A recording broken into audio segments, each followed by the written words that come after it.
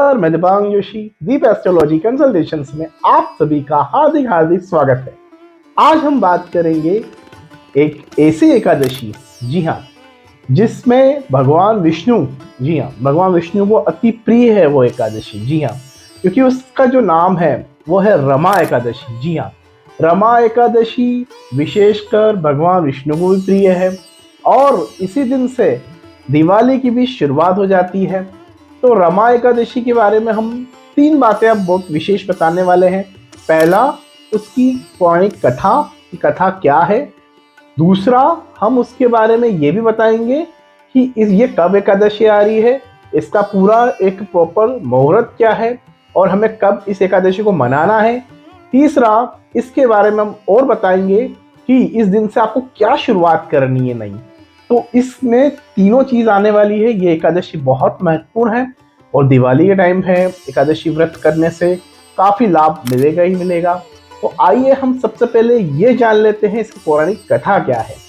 तो रमा एकादशी की शुरुआत आज से कई हजारों साल पूर्व जब एक राजा रहते थे जो कि बहुत ही सख्त थे एकादशी को लेके। जी हाँ, उन्होंने अपने पूरे राज्य में, जी हाँ, जितने भी पूरे राज्य में इवन पशु पक्षियों को भी एकादशी का व्रत कराते थे। जी हाँ, तो ऐसा कराते थे जैसे कि उसमें आप पशु पक्षियों को भी खाना नहीं देते थे, वो निर्जला उपवास पूरी प्रजा को करवाते थे।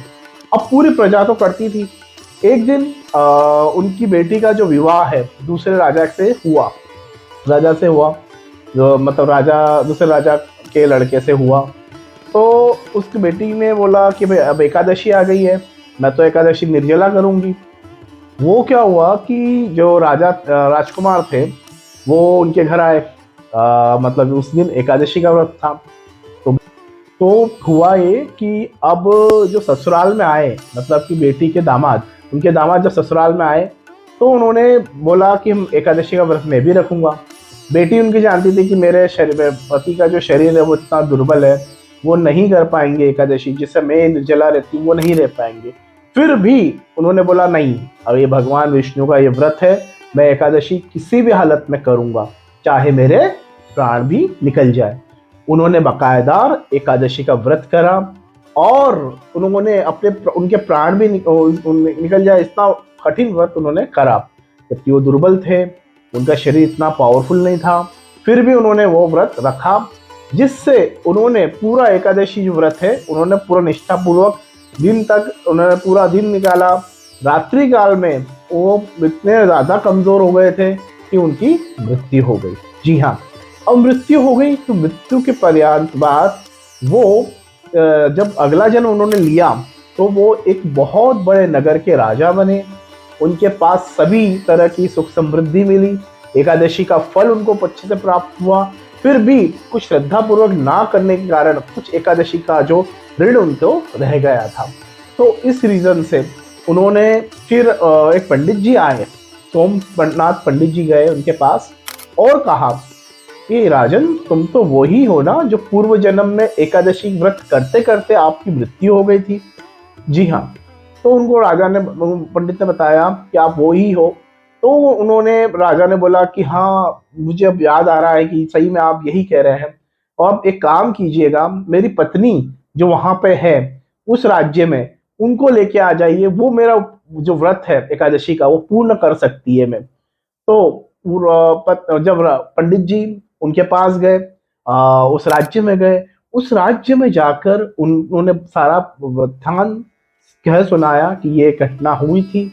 तो उन्होंने बोला हाँ, मैं उनकी पत्नी थी पूर्व जन्म में, मैं आपके साथ अवश्य चलूंगी। तो उससे पहले एक ऋषि के आश्रम में पंडित जी लेके गए। जी हाँ, जो ऋषि थे वो काफी तपस्वी थे, एकादशी व्रत हमेशा करते थे। तो एकादशी की पूरी जितनी भी तपस्या से उन्होंने उनकी पत्नी को बहुत अच्छा कर दिया, नए जैसा कर दिया और तपोबल से उन्होंने एकादशी फल उनको दिया। और वो ही आधा एकादशी जो फल है वो उन्होंने ले लिया, उस पत्नी ने लिया, और उन्होंने एकादशी के लिए मतलब उस व्रत को पूर्ण करने के लिए उन्होंने राजा के आ गई और आधा एकादशी फल उन्होंने उनको प्रदान कर दिया, जिससे उनका एकादशी व्रत पूर्ण हो गया और जिससे उनका राज्य भी सुख समृद्धि से भर गया और कई वर्षों तक उन्होंने सुखमय जीवन प्राप्त किया। तो उस कहानी का निष्कर्ष यह है कि एकादशी व्रत इतना इम्पोर्टेंट, इतना ज़रूरी था, जो कि बहुत रिक्वायरमेंट थी, बहुत ज़रूरी था। उन्होंने उस एकादशी को निष्ठापूर्वक करा, भले उनका शरीर दुर्बल था, कुछ भी था। तो आप देख रहे हैं ना त्याग, ये जो त्याग है एकादशी को लेके, वो त्याग हमें भी कहीं ना कहीं होना चाहिए। आप देखिए एकादशी अपने आप में भगवान विष्णु की पूर्णतः मतलब जितनी तपस्या आपको करनी है भगवान विष्णु की, तो एकादशी आप व्रत कर ले, आप पूर्णतः सब जगह से तर जाएंगे। व्रतों में सर्वश्रेष्ठ एकादशी व्रत, सारी तिथियों में सबसे श्रेष्ठ एकादशी तिथि बहुत मानी गई है। और कई बार मैंने देखा है जितने लोग एकादशी के दिन व्रत करते हैं उनकी मृत्यु मैक्सिमम टाइम एकादशी के दिन ही होती है। जी हाँ, तो एकादशी व्रत बहुत इंपॉर्टेंट है। दूसरा, आप जब भी हो जितना भी प्रयास करें इस एकादशी को व्रत को आप अच्छे से करें।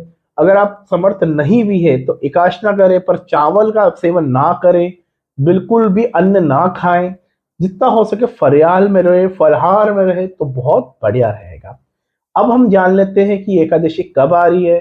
तो ये एकादशी इस वर्ष जो आ रही है वो 9 नवंबर 2023 को आ रही है, जबकि एकादशी 8 तारीख को सुबह 8 बजे ही लग जाएगी। पर उदयात तिथि के अनुसार हम लोग 9 नवंबर को एकादशी मनाएंगे और इस दिन गोवत्स द्वादशी भी है। साथ में इस एकादशी को हम विशेषकर जो है इस एकादशी के दिन हम विशेषकर इसका उपवास रखेंगे।